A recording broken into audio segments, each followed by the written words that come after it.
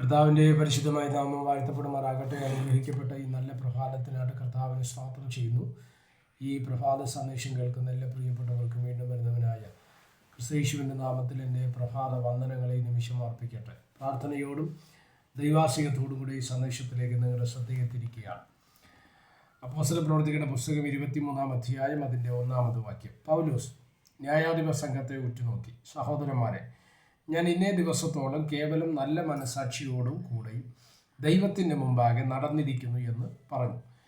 ഈ വാക്യങ്ങൾക്കാണ് ദൈവത്തിന് സ്തോത്രം ചെയ്യുന്നത്. യേശുവിൻ്റെ നാമത്തെ പ്രതി പൗലോസ് അനുഭവിക്കേണ്ടി വന്ന പല വിധത്തിലുള്ള പീഡകളുണ്ട്. അതിൽ ഒരു വിഷയമാണ് ന്യായാധിപ സംഘത്തിൻ്റെ മുമ്പിൽ പൗലോസിന് വിസ്തരിക്കപ്പെടേണ്ടി വരുന്ന ഒരു സാഹചര്യങ്ങൾ. നമുക്ക് ഈ ഭാഗങ്ങളെല്ലാം വ്യക്തമാണ്. അപ്പോസ്തലപ്രവൃത്തികളുടെ പുസ്തകം നമ്മൾ പഠിക്കുന്ന സമയത്ത് പൗലോസിനെ സ്തോത്രം സുവിശേഷത്തെ പറഞ്ഞതിനെ പ്രതിയൊക്കെ സ്തോത്രം അവനെ വിസ്തരിക്കുകയാണ്. 22-ാമത് അധ്യായം മുതലേക്ക് നമ്മൾ വരുന്ന സമയത്ത് സ്തോത്രം യേശു കർത്താവിൻ്റെ നാമത്തെ പ്രതി, അല്ലെങ്കിൽ യേശുവിനെ പൗലോസ് അപ്പോസ്തലൻ സേവിച്ചതിനെ പ്രതി ഇവനെ വിസ്തരിക്കുന്ന, കോടതിയിൽ കയറ്റി വിസ്തരിക്കുന്ന ഒരു മേഖലയുണ്ട്. സ്തോത്രം 23-ാം അധ്യായത്തിൻ്റെ ആദ്യ വാക്യം മുതൽ പഠിക്കുമ്പോൾ ന്യായാധിപ സംഘത്തെ ഉറ്റുനോക്കിയിട്ട് പൗലോസ് അപ്പോസ്തലൻ പറയുന്ന അനുഗ്രഹീതമായ ഒരു ചിന്തയാണ് നമ്മൾ ഇന്ന് പ്രഭാതത്തിൽ വായിക്കാൻ തക്കവണ്ണം ഇടവരുന്നത്. ലവലേശം മനധൈര്യം നഷ്ടപ്പെടാത്തവനായി, ഒരു കുറ്റവും ആർക്കെതിരെയും ചെയ്യാത്തവനായി, വളരെ കൃത്യതയോടുകൂടെ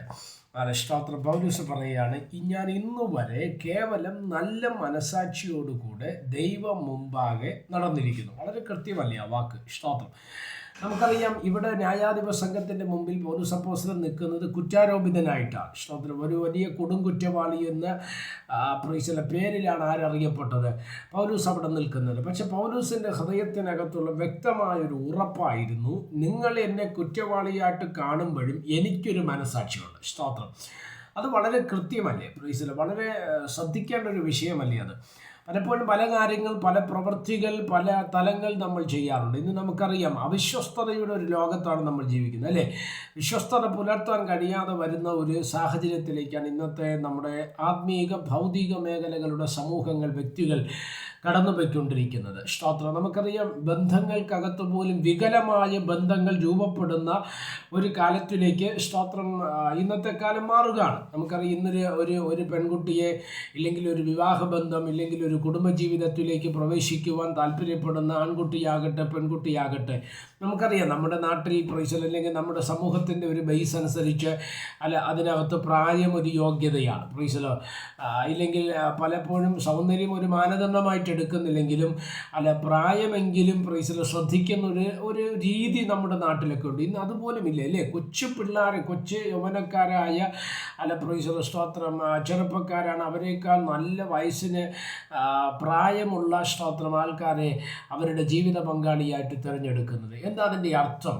ആ ഒരു തലത്തിലേക്ക് സമൂഹത്തിനകത്ത് വികലമായ തലങ്ങൾ വെളിപ്പെട്ട് വരികയല്ലേ? അത് നമ്മൾ ചിന്തിക്കേണ്ടതല്ലേ? സ്തോത്രം. എന്തുകൊണ്ടത് സംഭവിക്കുമെന്ന് ചോദിച്ചു കഴിഞ്ഞാൽ, മനസാക്ഷി പോലും മരവിച്ച ഒരു ലോകത്താണ് നമ്മൾ ജീവിക്കുന്നത്. സ്തോത്രം. ഭർത്താവിനോടൊപ്പം ഭാര്യയോടൊപ്പം ജീവിക്കുന്ന ഭർത്താവില്ലെങ്കിൽ ഭാര്യ അവരുടെ ജീവിത പങ്കാളിയോട് അവിശ്വസ്തത കാണിക്കുന്ന ഒരു മേഖലയെ നമുക്ക് കാണുവാൻ തക്കവണ്ണം കഴിയും. ഒരു റൂമിൽ വിശ്രമിച്ചുകൊണ്ട് സ്തോത്രം അവിശ്വസ്തത പുലർത്തുന്ന കുടുംബങ്ങളെ, വ്യക്തികളെ നമുക്ക് ദർശിക്കുവാൻ തക്കവണ്ണം കഴിയും, അല്ലേ? മക്കളോട് സ്തോത്രം വിശ്വസ്തത പുലർത്താൻ കഴിയാത്ത മാതാപിതാക്കളോട് വിശ്വസ്തത പുലർത്താൻ കഴിയാത്ത കുഞ്ഞുങ്ങൾ, തലമുറകൾ, സ്തോത്രമല്ലേ 20-22 വയസ്സ് വരെ സ്തോത്രമല്ലേ തലയിൽ വെച്ച പേനടിക്കും, താഴെ വെച്ച ഉറുമ്പരിക്കും എന്നുള്ള രീതിയിൽ പെറ്റു വളർത്തി സ്തോത്രം വേണ്ടുന്നതെല്ലാം ചെയ്ത് ഭാവിക്ക് വേണ്ടി, ജോലിക്ക് വേണ്ടിയുള്ള ക്രമീകരണങ്ങളെല്ലാം ചെയ്തു വെക്കുമ്പോൾ സ്തോത്രമല്ലേ ഇന്നലെ കാണുന്നില്ലെങ്കിൽ ഇന്ന് കാണുന്ന ഏതെങ്കിലും ഒരു വ്യക്തിയെ സ്തോത്രം സ്നേഹിച്ച് അപ്പനും അമ്മയും മറന്ന് ജീവിതം തിരഞ്ഞെടുക്കുന്ന തലമുറകളെ നമുക്കൊന്ന് കാണുവാൻ കഴിയും. ഇതെല്ലാം നോക്കുമ്പോൾ ഒറ്റക്കാര്യം വ്യക്തമാണ്, മനസ്സാക്ഷി പോലും സ്തോത്രം വികലമായി കൊണ്ടിരിക്കുന്നത്, അല്ലെങ്കിൽ മനസ്സാക്ഷി പോലും കുരുട് പിടിച്ച വേറൊരാളുടെ ദുഃഖമല്ല. അപ്പനും അമ്മ എനിക്ക് വേണ്ടി ദുഃഖിക്കുന്നില്ലെങ്കിൽ ഞാൻ ഈ വിഷയം ചെയ്യുമ്പോൾ അവരെനിക്ക് വേണ്ടി ദുഃഖിക്കുകയാണ്, ഭാരപ്പെടുകയാണ്, ഇല്ലെങ്കിൽ എൻ്റെ ഭർത്താവ് ദുഃഖിക്കുന്നില്ല, എൻ്റെ ഭാര്യ ദുഃഖിക്കുന്നു, എൻ്റെ മക്കൾ ദുഃഖിക്കുന്നു എന്നൊരു ചിന്ത പോലുമില്ലാതെ മനസ്സാക്ഷി മരവിച്ചവരായി മാറുന്നൊരു കാലത്തിലേക്ക് ഈ കാലം മാറുന്നു. ഈ വിഷയം അതാണ് പ്രസക്തമാകുന്നത്.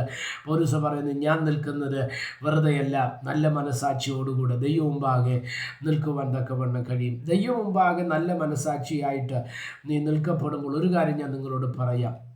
മനുഷ്യരുടെ മുൻപിലും ദൈവം നമുക്ക് നല്ലത് അവർ നമുക്ക് പറയും, നല്ലത് അവർ പറയും. പ്രൈസല്ല. അപ്പോൾ എന്ത് ചെയ്താലും എന്ത് പറഞ്ഞാലും അതിനകത്ത് കുറ്റം കണ്ടുപിടിക്കുന്നവരുണ്ട്. അവരുടെ കാര്യമല്ല ഞാൻ ഈ പറയുന്നത്. പകരം എന്നെ ശ്രദ്ധിക്കുന്ന ദൈവമക്കളോട് ഞാൻ പറയാം, ദൈവം മുമ്പാകെ നല്ല മനസ്സാക്ഷിയോടുകൂടെ ജീവിച്ചാൽ ലോകത്തിൽ സ്തോത്രമല്ലെ ശ്രദ്ധാലുക്കളായിട്ടിരുന്നാൽ ലോകത്താലുള്ള കളങ്കം നമ്മളെ തൊടാതെ കൊണ്ട് നമ്മളെ പരിപാലിപ്പാൻ നിങ്ങൾ തയ്യാറായാൽ നിങ്ങളുടെ ജീവിതം അനുഗ്രഹിക്കപ്പെടും, നന്മയായി മാറും. നല്ല മനസ്സാക്ഷിയോടുകൂടെ ജീവിക്കുക. സ്വർഗം നമ്മളെ സഹായിക്കട്ടെ. പ്രാർത്ഥിക്കാം. പരിശുദ്ധനായ ദൈവമേ, സ്വർഗീയ നല്ല പിതാവേ, അനുഗ്രഹീതമായി നല്ല പ്രഭാതത്തിനാണ് സ്തോത്രം ചെയ്യുന്നത്. ഈ സന്ദേശം കേൾക്കുന്ന എല്ലാ പ്രിയപ്പെട്ടവരെ തൃക്കരങ്ങൾ തരികയാണ്. അവിടെ നിന്ന് ചെറുകടയിൽ മറയ്ക്കുകയും അനുഗ്രഹിക്കുകയും സഹായിക്കുകയും വിടുവിക്കുകയും ചെയ്യേണ്ടതിനായി പ്രാർത്ഥിക്കുന്നു. സമസ്ത മേഖലകളിൽ തൃക്കരങ്ങൾ ഏൽപ്പിക്കുന്നു. കൂടെ ഇരിക്കണം. മഹത്വം അങ്ങേക്ക്. യേശു കർത്താവിൻ്റെ നാമത്തിൽ പ്രാർത്ഥനകളെ കേൾക്കണം. സ്വർഗീയ നല്ല പിതാവേ, ആമേൻ. എല്ലാവരെയും ദൈവം അനുഗ്രഹിക്കട്ടെ. God bless you.